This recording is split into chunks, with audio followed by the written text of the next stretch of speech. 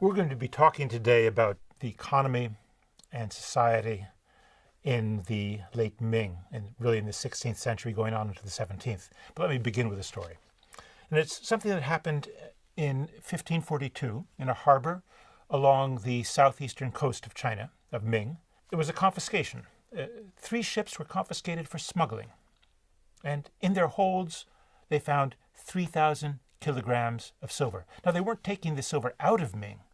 They were bringing the silver into Ming. And on this simple event from 1542, I want to hang a much larger story. A story about the role of Ming in maritime trade, the power of trade relative to government and government restriction, economic and social change, but also, and very importantly, the beginning of our world, the beginning of a world in which all the nations of the earth are connected by trade.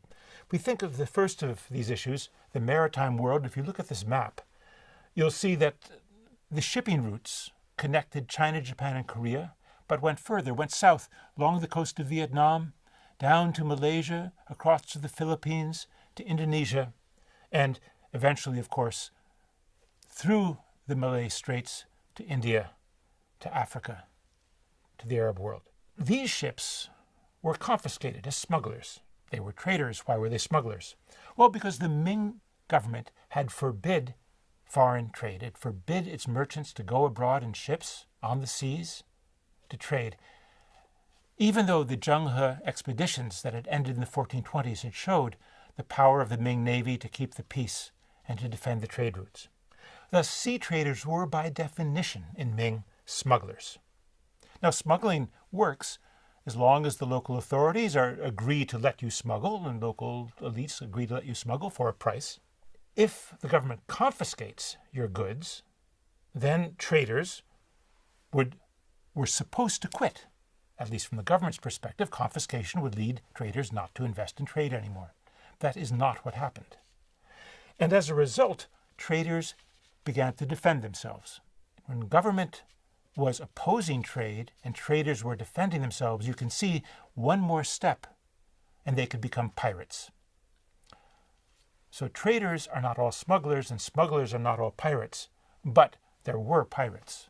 And we see issues of piracy in the 1350s and 60s. The Ming suppresses it to some extent.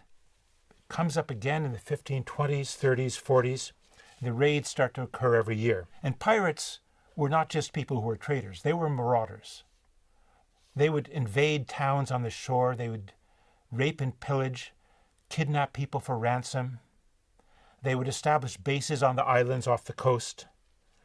Now, we've talked about these pirates as Japanese pirates because originally they were armed seafarers coming out of the various states in Japan, which was highly decentralized, attacking Korea, moving along the coast, then down to China. But by the 1530s, 40s, 50s, the pirates along the Chinese coast are not Japanese pirates so much. They are, in fact, Chinese pirates.